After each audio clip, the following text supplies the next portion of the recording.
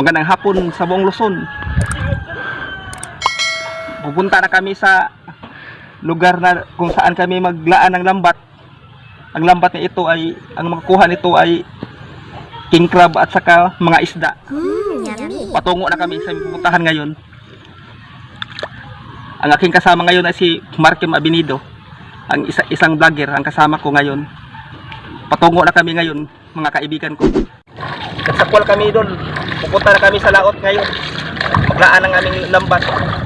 So sana maraming huli, no? Para mapawian naman ng mga pagod ang aking kasamang pinsan na mangingisda. At shout out sa lahat ng mangingisda na nagsisikap para sa kanilang pamilya. Natapos na ang paglagay namin sa pukot mga doon. Umuwi na kami. God bless you.